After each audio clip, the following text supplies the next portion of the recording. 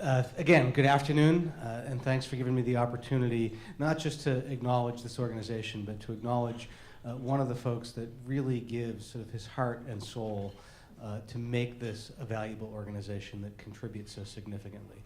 It's an honor for me to be able to introduce a friend of mine, Bill Resnick, to receive the Community Impact Award today. Bill is on the advisory board of this organization, and I was just joking with him that he probably couldn't count how many different boards and advisory boards he serves on. But his contributions to A Window Between Worlds has been particularly significant. He helped this organization sort of inspire itself to broaden its mission beyond survivors of domestic violence to survivors of trauma. And that's sort of very typical of what Bill does.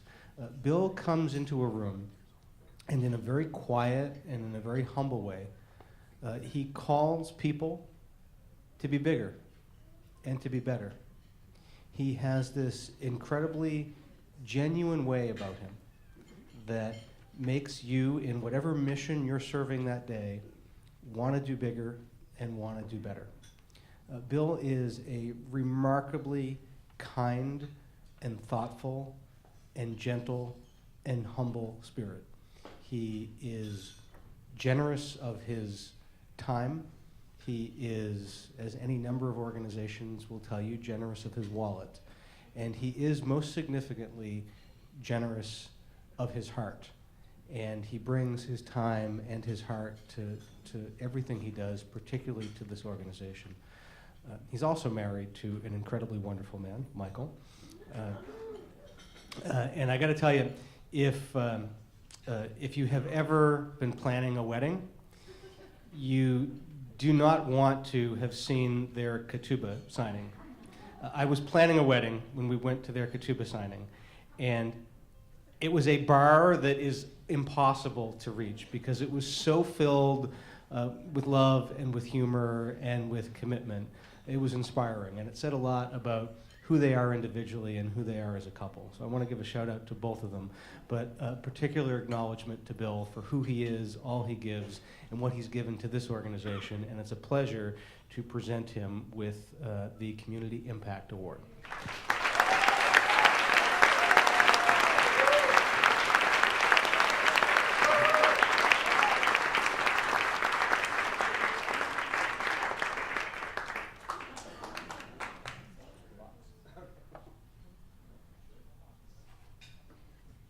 Thank you, Mike. I really appreciate you coming out here this morning for A Window Between Worlds and to support me in particular, because I know how busy you are. It's been wonderful. I've known you since before you became city councilor, and it's really I'm amazed at how much you do and how well you do it. And now that you're also a parent, yeah, you're busy. That's up to Mike. And also, really a big thank you to Kathy and to Audrey. I'm not sure where there's, oh, you're right there. For honoring me today. It really is, really feels genuine. And, I've known Kathy for about a dozen years. We met when we were working on a project together for Liberty Hill as volunteers, and made a connection, and then we'd run into each other at parties and events, and always just great to see you.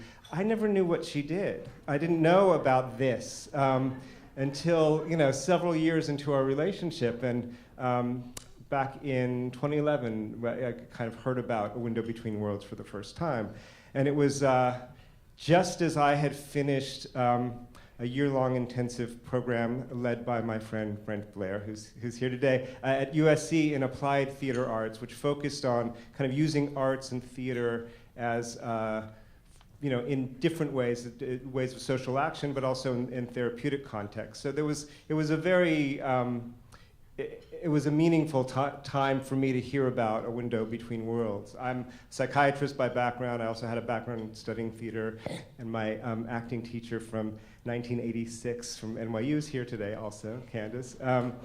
And I was also engaged in social justice work, so it all kind of came together. So I heard about A Window Between Worlds, and I really was immediately intrigued, became a supporter fairly early on.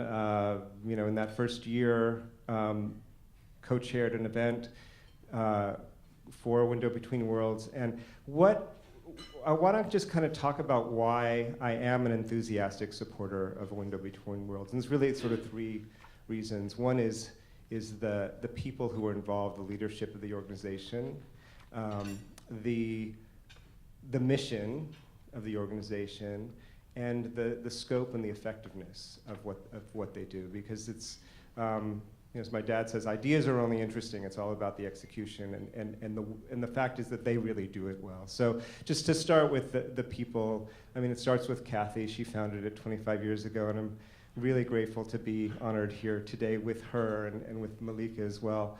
And there's a certain kindness, compassion, and appreciation that of others that Kathy brings to the work, and that Kathy really kind of brings to her interactions with other people. And then that spread, it's like everyone. It's not just Kathy, it's Audrey and it's Olivia and the other people who work at A Window Between Worlds. I always feel really appreciated. So it makes you want to get more engaged. And then the mission of the organization, what they do, the fact that they can reach, Mike said earlier, 200,000 people in the life of the organization. That's amazing.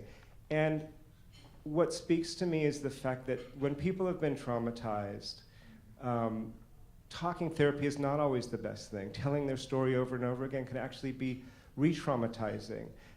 The window into their soul through art in a way that they can be witnessed and empowered without having to expose themselves, in a way that's overly vulnerable. So it's a safe way to kind of work through trauma without directly, engaging or reigniting it. It's really remarkable. And when you hear, people who've been through the workshops, you hear workshop leaders and people who've been in domestic violence shelters and have benefited from this, it's really heartwarming.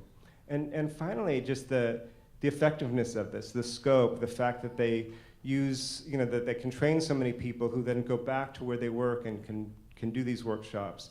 They don't have to employ specialized art therapists and so forth. There's just not enough of them to reach the number of people that they reach. And then the technology, that was also something that I was impressed with, the fact that the workshop leaders have to kind of report back into a centralized database, and they have access to all these different workshops, and then they kind of improve on it. It's kind of a continuous improvement cycle. It's really remarkable overall what they do. And I'm really proud to have been a part of it. And when I saw all of this, it just kind of made sense. It's like there's so many other people that could be benefiting from this. And I've had worked a lot in the recovery community and so forth, and I know that's one of the areas that you've expanded into. And it's really, I think there's so much growth to be had. So I'm really thankful to have gotten this award. I appreciate it. I hope I didn't go over 5 minutes. And I just had to throw my speech away and just kind of wing it. So thank you all very much for supporting this.